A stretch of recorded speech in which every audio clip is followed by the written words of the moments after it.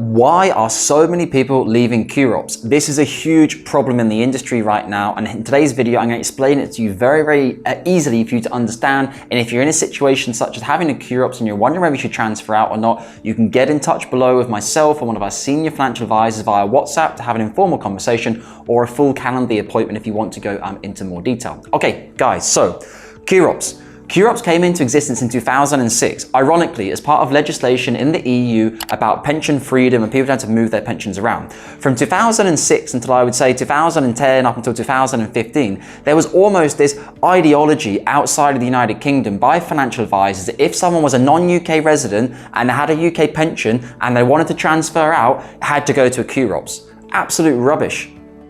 You could have used an international SIPP or you could have used a UK SIPP, which is far lower in cost than a QROPS plan. So what's happening at the moment is we're seeing it time and time again, almost on a daily basis. We are receiving inquiries from people inside QROPS.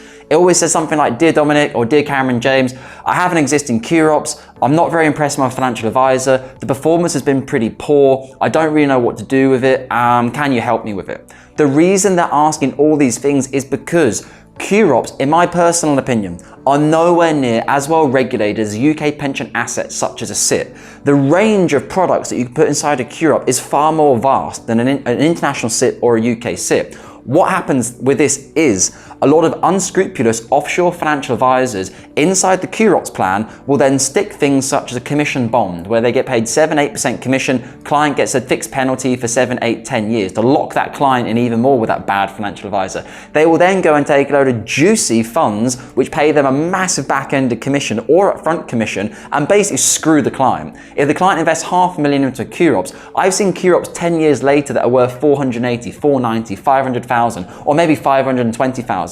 It's been one of the biggest bull runs ever in history. That pension pot should almost have doubled towards $1 million of a balanced or adventurous risk profile over the course of that time. So a lot of clients are now waking up to smell the coffee and understanding why on earth am I in a QROPS? Annual trustee fees from the QROPS are maybe £1,000, £2,000 per annum. Bond charges, IFA charges, underlying fund charges. I've seen QROPS with total expense ratios of 4.5%. That means their investment performance needs to grow by 4.5% just for the client to break even. Okay, so that in a nutshell is why a lot of clients are looking to transfer out. So if you want to do a transfer out and you're feeling upset about your QROPS, you've basically already been burnt once, which means you trusted someone, they sort of ripped you off, or maybe they didn't rip you off, maybe that's just what their company told them to do as a financial advisor and they weren't very experienced, whatever. You've had a bad situation, how do you move forward from here? Well, unfortunately, you're gonna have to trust someone again.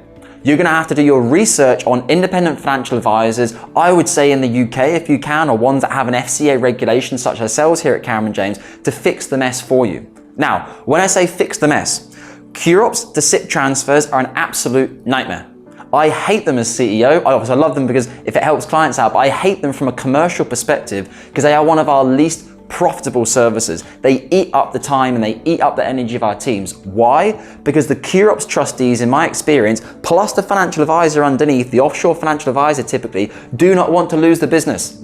So when you submit a letter of authority to the QROPS, some of them have said things to me, "Can you please send me a signature list of all directors at the SIPP that you want to transfer to?" I'm like, "We don't even want to transfer to that SIPP. We're just asking for the information on the QROPS." They become extremely aggressive. Then the financial advisor pops up after years of giving XYZ service to those clients. They suddenly pop up with all these bright ideas and change this and change that, calling the client every week, trying to maintain them as a client. I always say to the client, how have they treated you for the past 5 years? Pretty shockingly. Don't trust them again now. So if you want to get in touch with ourselves, we will put together a free report for you, analysing your existing QROPS. What went wrong? We'll be honest with you. We're not going to shy away. We'll tell you where you got ripped off, what the charges were, and then how that compares to a SIPP or an international SIPP to reduce and lower your charges. Now, it's important for me to clarify, everything I'm saying here is very negative about QROPS, but QROPS are not the problem.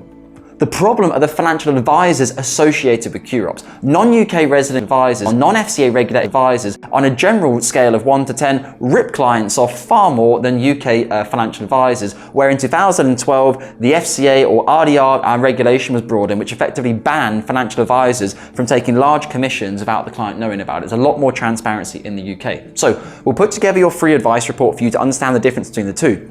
It may even well be if you have a large amount of money in your QROPS. Now, lifetime allowance has just been abolished, April 2023, but doesn't mean it's not going to come back.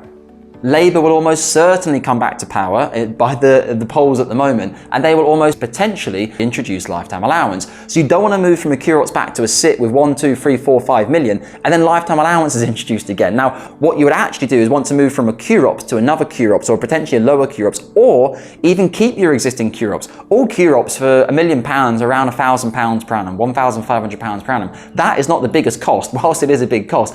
The biggest cost is your underlying bond, your underlying fund, and your financial advisor, who is effectively ripping you off with this myriad of charges inside the funds, the bonds, etc. So it may well be that we advise you to keep the QROPS, but we strip out the bad stuff. Expensive bond, see you later. Expensive funds, see you later. We'll replace it all with our CJ balanced portfolio, for example. If you're a balanced investor, 0.28% is our TER on our underlying funds, with a 52% return over the past 5-year period. That's 65% equity weighted portfolio. So we'll strip out all the bad stuff, put good stuff in, and then take over management of your plan. Obviously, we won't do all of this for free. If we're doing any type of transfer for you, our initial transfer charge would apply because there's a huge amount of work to do, but we will put together the report for you for free. We think it's the right thing to do. It takes us maybe 5, 10, 15, 20 hours worth of time between our financial advisors, the team, compliance, getting everything signed off, getting your KYC on file to write that report for you. But if you're planning to work with us for 5 or 10 years, I think it's a small price to pay from our side to actually show you how we work and where your money would be invested.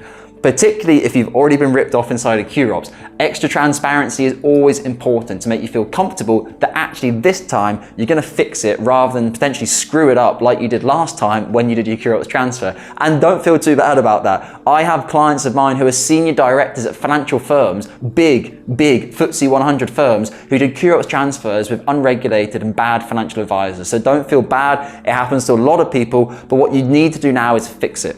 We had a client last week. She had £700,000 to £800,000 in her QROPS. We explained all of this to her. She had an exit penalty on our underlying bond. She said, well, no, I don't want to leave it. I know I'm not thinking logically. I know I'm not thinking rationally, but for me, emotionally, it feels too much to pay that exit penalty on the bond. Absolute rubbish. Of course, the client can do whatever they want, but you need to think logically and rationally. And that is why clients are so bad at managing their money, because you allow emotions to take over. If I take over a QROPS and I look at it, there's an underlying bond which has horrible performance but high exit penalties. I will do the analysis and I will explain to the client, you're actually better off to leave and accept your exit penalties potentially, and then invest the portfolio correctly, because the better growth that you'll have will outperform the fees and charges that you will pay as exit penalties. The exit penalties are there to try and keep you, try and stop you from leaving.